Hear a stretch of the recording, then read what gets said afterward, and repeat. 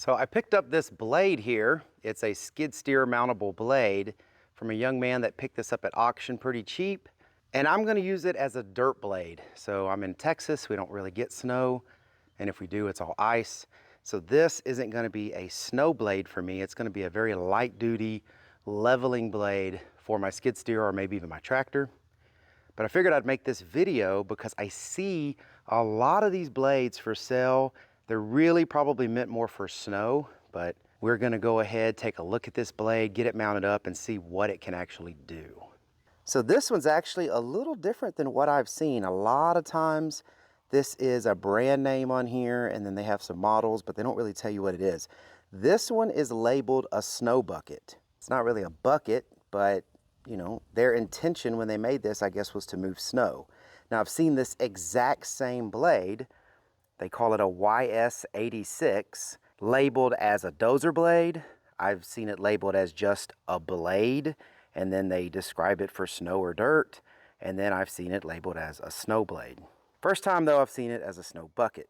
Looks like it was manufactured 2023 in December, and it weighs 650 pounds. Now, one of the reasons I wanted to make this video too is if you look at auctions, you're gonna see these things in auctions a lot.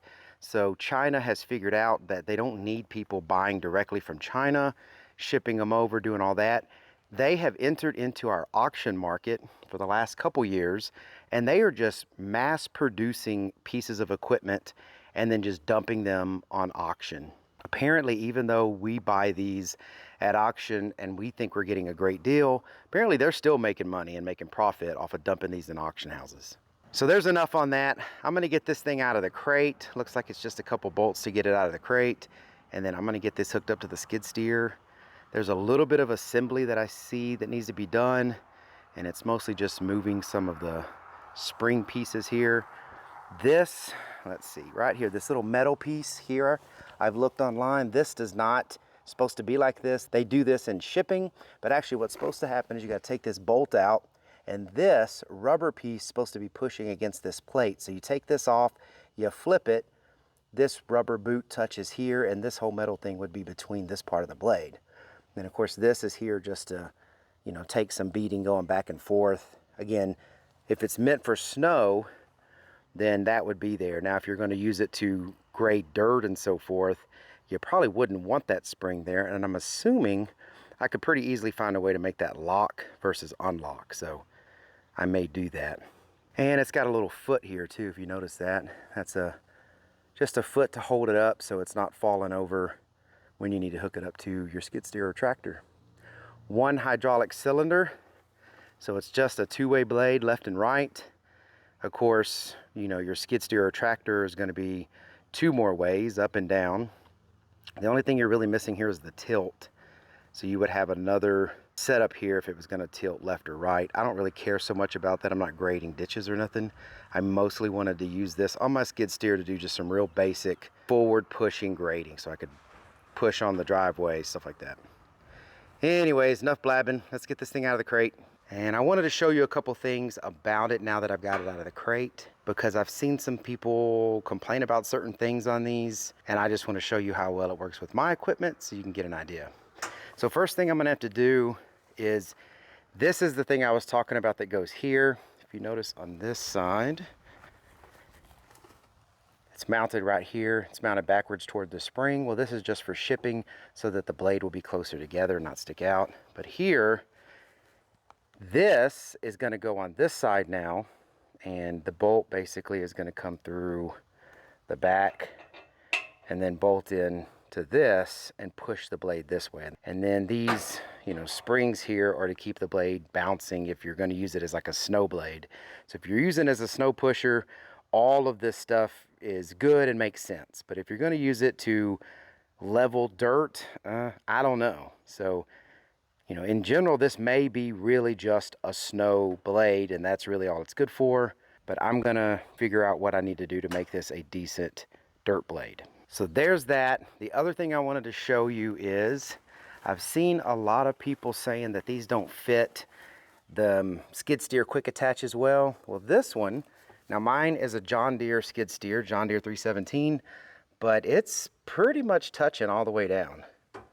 And it's got a good, you know, connection here. I mean, there's a little bit here where it might not be touching back there, but not anything like I've read where they're saying it just barely touches down here. And some people said they even had to modify some of the holes to make it fit.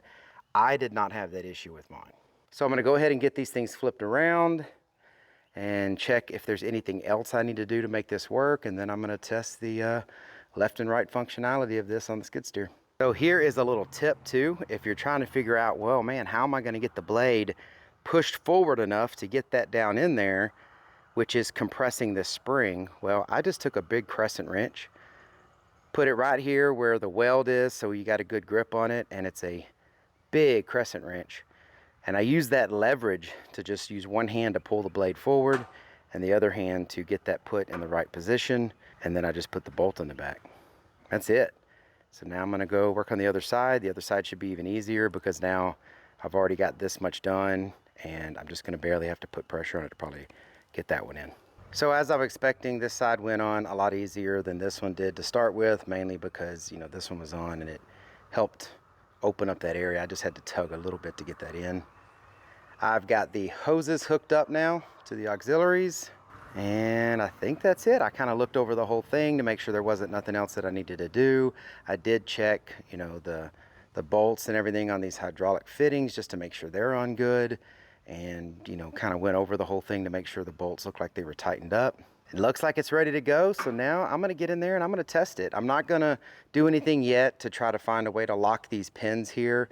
Now that these are in, these springs are a lot tighter, so it might not jump around too much pushing dirt. So if I have an issue though with this thing bouncing all around because of those springs, I'm gonna find something to make these stationary where they won't move, maybe put a pin or something in them, so that way it kind of locks them into place. But I'm gonna test it first with the way it's designed, see how well it works. So I'm just gonna test, you know, going left and right. So lift it up a little, and here's to the left, here's to the right. Everything seems to be okay there. This is the controls that I have. It's all manual, left, right, left. It's okay. It's a little fast. I can probably just work with it a little bit to get it, you know, slower like I'm doing here. But that's really not a big deal. So let's push it a little bit and see what happens when I push the dirt. As you can see here, those springs are just horrible. What they did here was just horrible design. Maybe if you're pushing snow, this is useful, but when it comes to pushing dirt, this is just not gonna work. So I'm gonna have to find a way to get those locked in.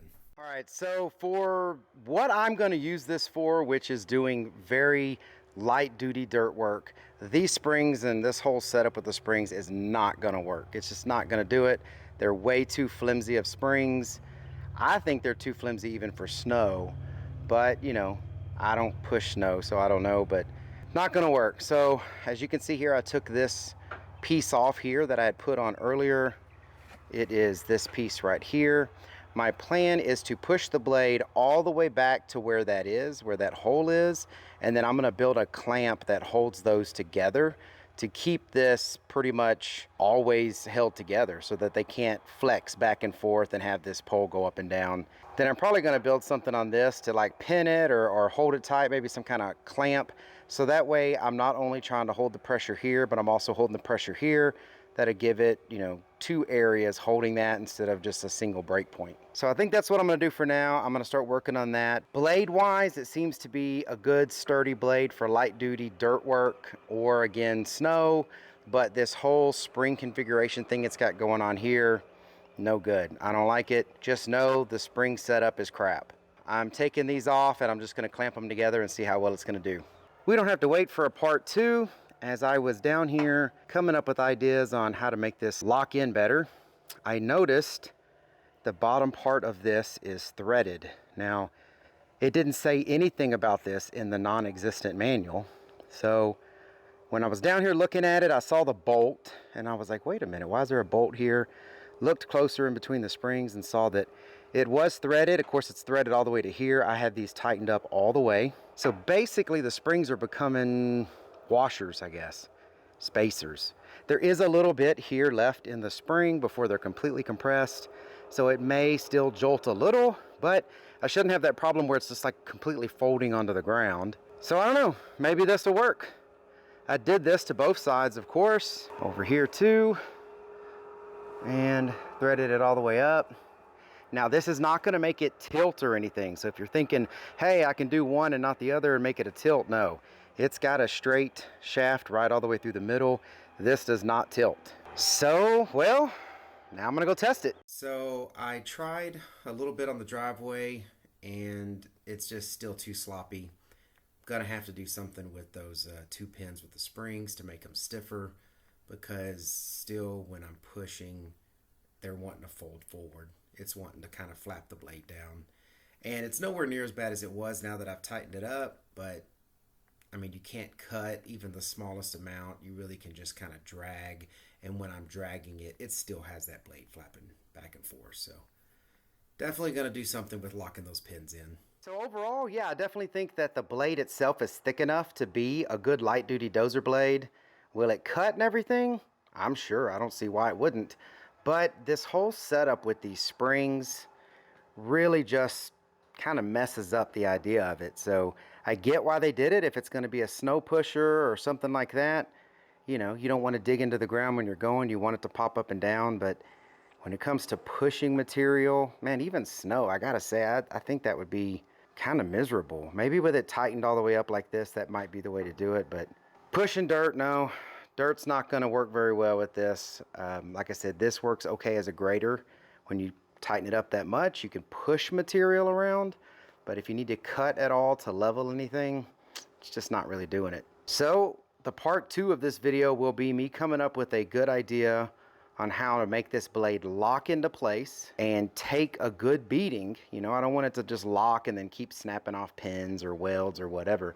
I want to find a way to make this thing lock nice and tight, be able to cut. I'm not trying to make it into a real dozer, but just something that'll be able to cut high spots when you're pushing and not break it. So when I come up with that, I'll let you know. Hope this information was helpful.